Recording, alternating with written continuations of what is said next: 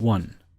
Back when I was a high school student, I took some advanced German language classes to fill my electives. As a reward for my class's good grade progress and fundraising efforts, my classmates and I were able to travel to Germany at the end of the year for a student exchange program with partner schools. One of our partner schools was not far from Cologne. I spent a few days settling in and getting to know my host family, and we got along quite well. At lunchtime on a school day, my host and I took the train into the city centre of Cologne to see a more urban side of the area and meet up with some of the kids. The exchange student pairs had the afternoon off to get acquainted and meet up with each other. We agreed to meet outside the Kölner Dom, an iconic Gothic cathedral, to eat. Now, people who have lived there might have a different perspective, but to those of us who were young, naive tourists who were just excited to be there, Cologne in the middle of the day felt safe. It was bustling with people from every corner of the world. The sky was clear and bright, and there were musicians outside of the cathedral playing all sorts of music styles for the visitors. To give some perspective, I'm a guy, but I was regularly mistaken for a girl throughout my teenage years. I had a baby face, wore pretty androgynous clothing, and my hair was long. I was also socially awkward and reserved as a teen, and tried to be polite to everyone. I ate lunch with the kids from my school. About 15 other students from my school were also part of the exchange program, and many of them I knew well. Some of the girls had bought a lot of chocolate bars from one of the tourist shops and offered them to the rest of the group. They were sitting on the edge of a fountain, and I took one of the chocolate bars and sat down with them. I stayed out of their conversation, not interested in what they were talking about, but absolutely interested in their stash of German chocolate. So I didn't go back over to where I had been eating my actual lunch with a group of my friends a few feet away. I was zoning out of an expensive-looking shop, one of those with almost nothing on display in the windows and a guard, when this much older guy comes up to me and motions to the half-eaten bar of chocolate in my hands. His face looked like it had too much skin for the fat under it. It was all hanging off his cheekbones, like a shirt that was 3 sizes too large. He only had a few teeth, was wearing way too many clothes for the heat of the day, and was so filthy that I couldn't discern any color in his skin or clothes. It all just looked grey from the grime. I thought he might be homeless. Since the dude had approached me just asking for food, I thought I would be doing something kind by sharing. I broke off a piece of the chocolate bar, and he got this big grin on his face when I held it out. He took the chocolate, and instead of leaving like I thought he would, he leaned in and started furiously kissing my cheeks, alternating between left and right. I froze. I'm familiar with the custom of kissing someone's cheeks as a way of saying hello or goodbye, but it's very unusual in my country, and this didn't feel anything like that. Instead of the typical air kiss or quick peck, this guy was kissing me hard, fast, and so sloppy that I could feel his saliva on my face. My train of thought stopped completely, and I was panicking. I was disgusted by how physical this man, who was at least twice my age, was being, and freaked out. I wanted him far away from me, but I had no idea what to do. In the haze of my panic, I heard my close friend Tyler shout, "Hey!" loudly. People were often intimidated by Tyler, as they wore clothes with a lot of metal and pins, had a mohawk, and many facial piercings, and was outwardly an aggressive person, despite being warm-hearted and friendly once you got to know them. Picture the stereotype of a fanatic punk rocker. That was Tyler. Tyler grabbed the guy, who was almost on top of me, by the shoulders, and shoved him to the ground, shouting at the man, "Get away from him!"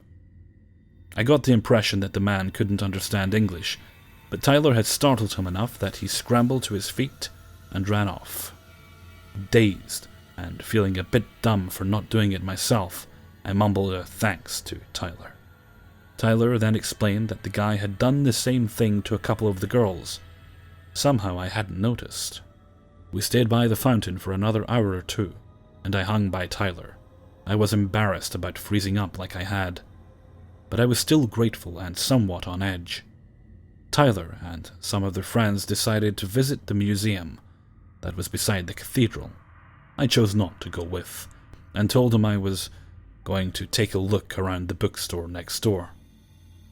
The creepy dude had slipped my mind by this point, and I figured he was long gone.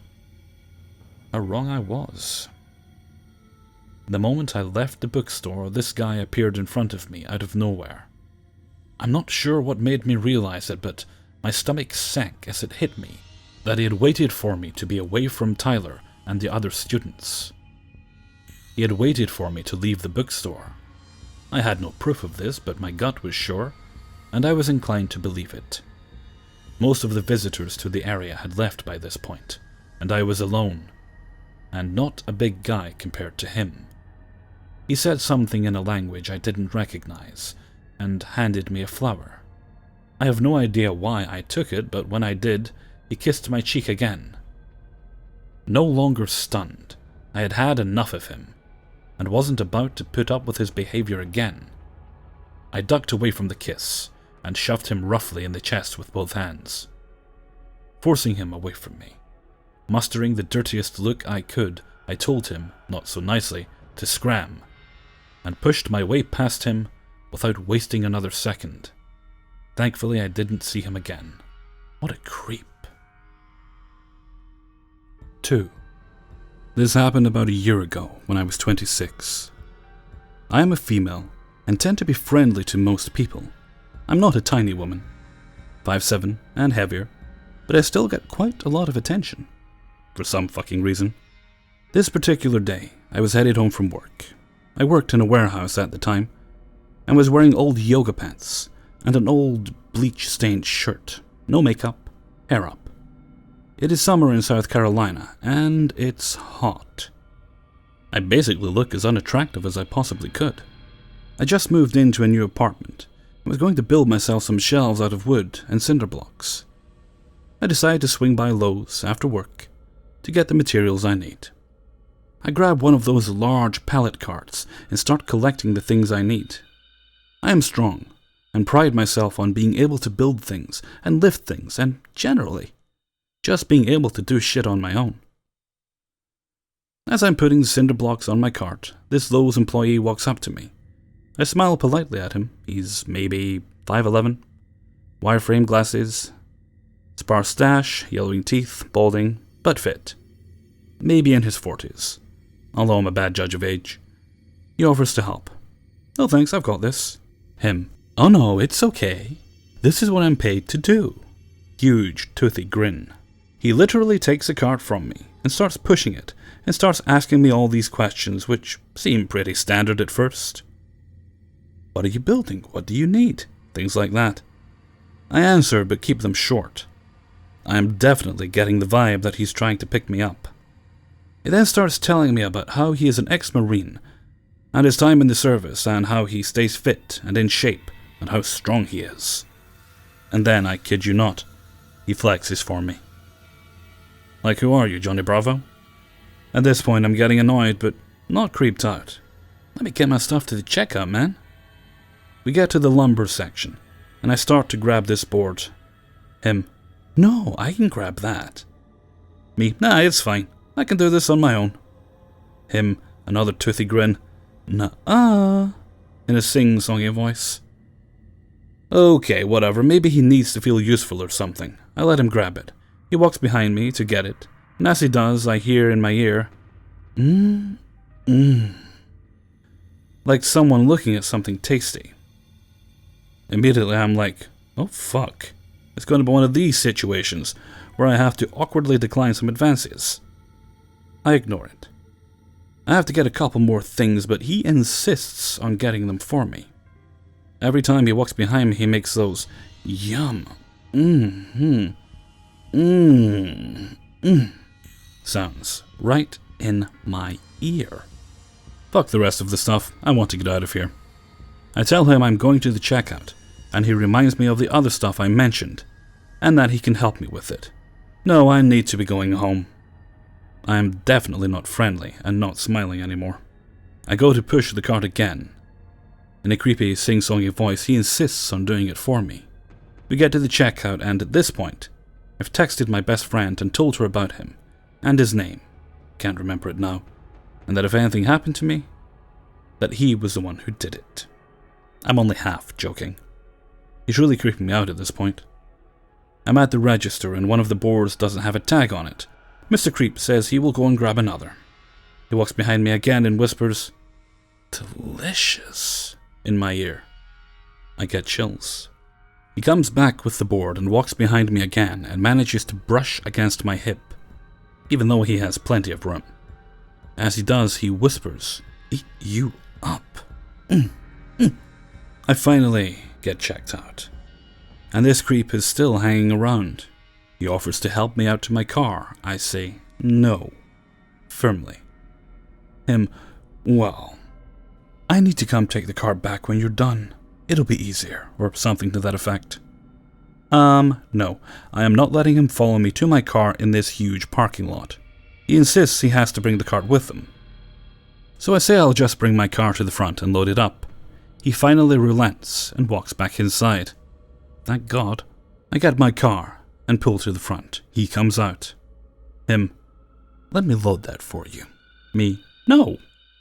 I have the board in my arms and he grabs it from me with this terrible smile and says in the creepiest way possible, like a seductive whisper, "Oh no, I got this.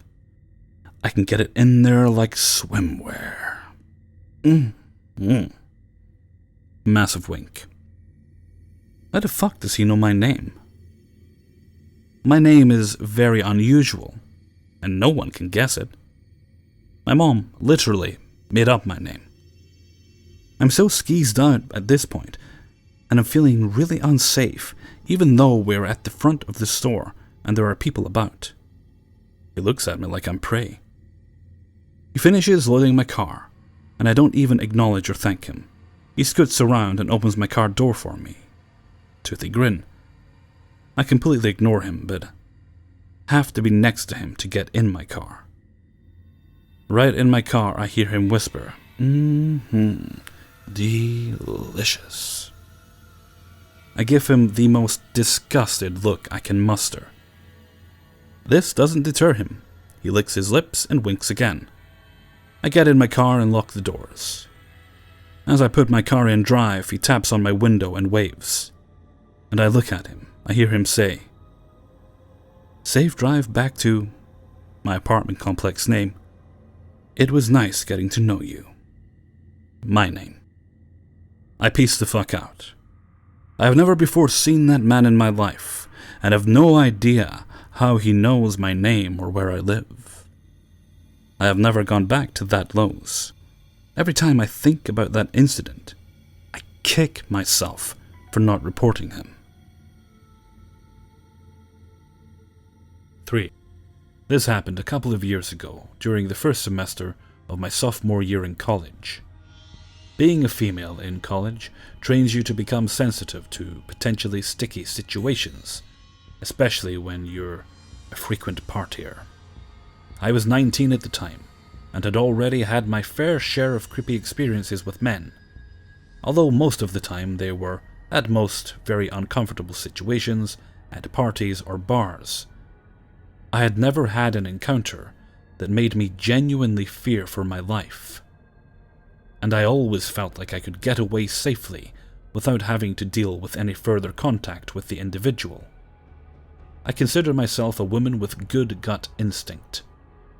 Another important thing to mention before getting into my story is that at the time I was a bit, eccentric. To shorten a very long story, I was still in active addiction and almost completely off my rocker during this time, which reflected in my appearance. I had lavender-colored hair, several facial piercings, and would dress like a walking acid trip. I also used a hula hoop all the time for fun. I still do on occasion, but not very often. and had a few friends who did as well. When the weather was nice, we would meet up at night on the weekends and practice together. Amongst other things. I would often be treated negatively because of my appearance. A handful of times, psychiatrists accused me of drug seeking during my diagnostic appointments, while trying to get treatment for anxiety and depression. And if it was late at night, it wasn't uncommon for me to be stopped by police and questioned about my activities. At this point, it didn't surprise me anymore when something like that would happen, and I had developed a piss-poor attitude against cops. The university I attend is huge. We have about 60,000 students and 4 campuses, which are decently spread out from one another. The campuses are integrated into the city that it's located in. Generally speaking, the city is an absolute shithole, but the areas closest to campus, although not that much nicer in appearance, are generally a lot safer. A good amount of students live in this off-campus housing area. We have a very extensive bus system, so that, in theory, students can easily travel between campuses in order to get around. But the buses do not travel into off-campus territory, so if you want to get somewhere around there, you have to walk to your destination from the bus stop. That night, I decided to meet up with one of my friends to hoop. We both had class until late that night, so we agreed to meet at around 9 p.m. at her place. She lived in a house off campus, a mile away from the closest bus stop. The route was shaped like an L. The bus stop was at the very top of the L. The walk to the corner was about 3/4 of a mile, followed by a right turn and another 1/4 mile walk to the end of the street. The first part of the walk wasn't notorious for being bad, but her street could get a little sketchy at times. It's also worth mentioning that about a block away from the bus stop en route to her house is a pretty large hospital. So I took the bus as far as I could, and once I reached the closest stop, I began walking to her place. I put my headphones in and, with hula hoop in hand, began my trek. I thought nothing special of the walk. I went the entire time daydreaming and jamming out to my music. The street was well lit, and there was nobody else about. So that, combined with the familiarity of the route, made me feel indifferent. Everything was absolutely normal. But then, about halfway down the first portion of my walk, I noticed a police car drive by me. It was one of those undercover cars. That's as opposed to a clearly marked vehicle. But it was still obviously a police car. As with a lot of people, my senses heighten when there are police present. I didn't freak out or anything, but it was noted. I continued along with my walk, and about a block later, I noticed the same police car pass by me again, this time coming from the opposite direction and moving a bit closer. This made me very irritated. I was tired of being harassed by police officers. But this particular night, I also had something in my bag which could have potentially gotten me in trouble with the law, so anxiety began to set in atop of my irritation. I really did not want to deal with something like this. The officer didn't stop me, and eventually passed by me and turned onto the next street.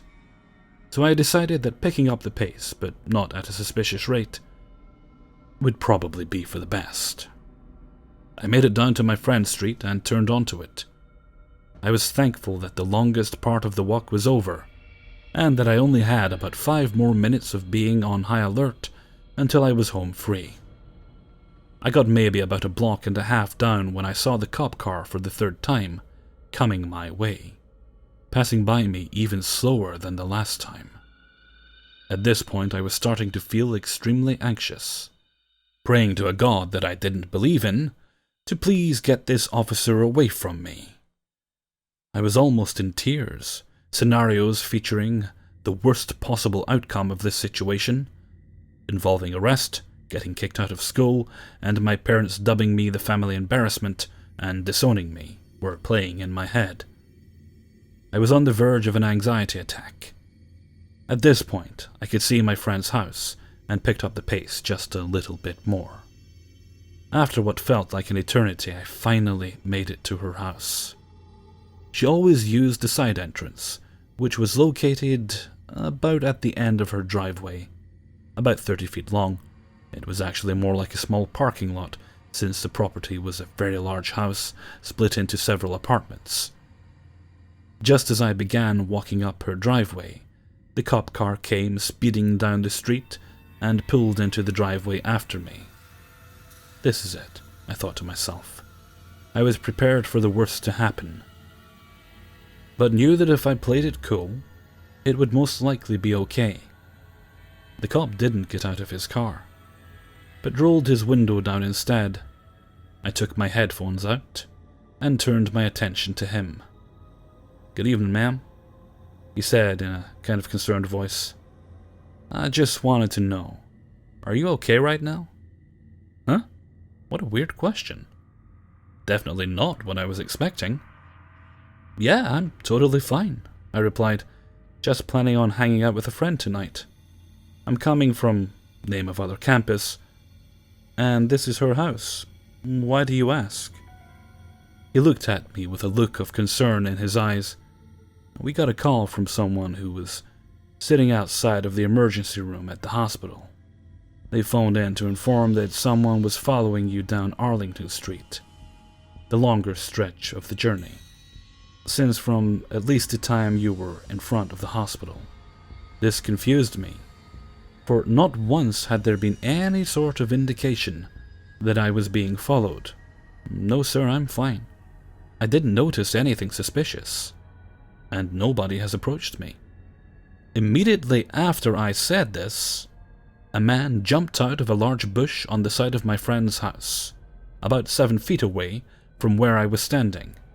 He looked about 40 to 50 years old, tall, lanky, and was dressed in dirty old clothing. He was looking right at me with a seriously sinister look in his eyes, smiling ear to ear. In his hand was a large hunting knife. He turned to me and started to cackle while stretching out both his arms, fully exposed with his knife. "Come on, baby. Why'd you have to call your boyfriend on me like this? All I wanted was to ask you for a cigarette." Then, right in front of the police officer, he quickly began to approach me. I didn't pay attention to what the cop did to handle the situation, because I immediately sprinted down the driveway to my friend's door and began to pound as loudly as I could.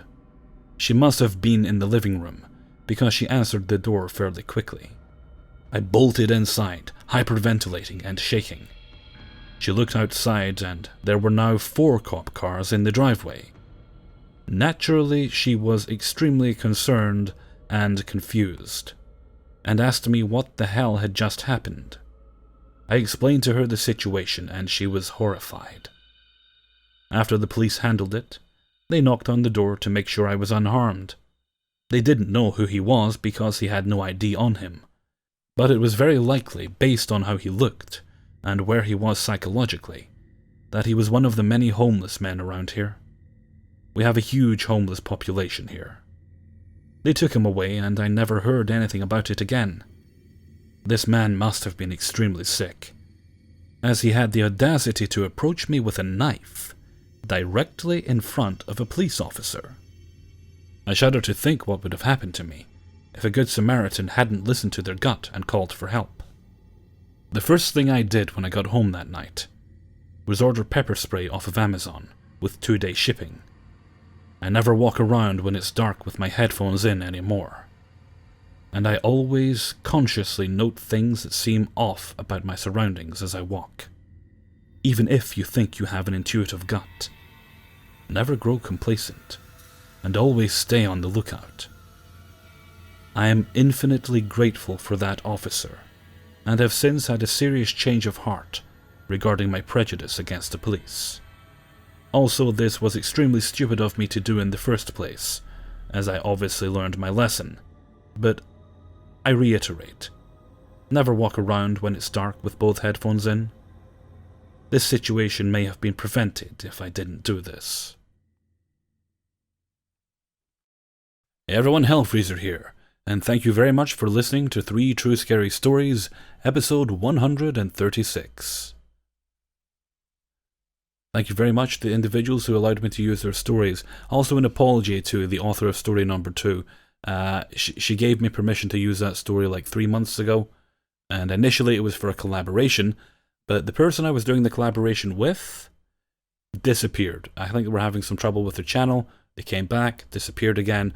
So, you know what? I'm not waiting any longer. I'm just going to use that audio because it's a good story and I don't want it to go to waste. I think I did a pretty decent job on it. So, sorry about the wait, and thank you very much for allowing me to use the story. Now, I was recording these stories really early in the morning, actually, just before I went to bed, because I just had the sudden urge to record. And I usually find with these things, when the urge takes me, go for it, because I always get better results if I have a burning desire to do it rather than sitting down and forcing myself to do it just because it's that time. So I was recording, and of course I was recording just at the time everybody's waking up and going to work, because as I've mentioned before, I'm very much a night owl and prefer the night time.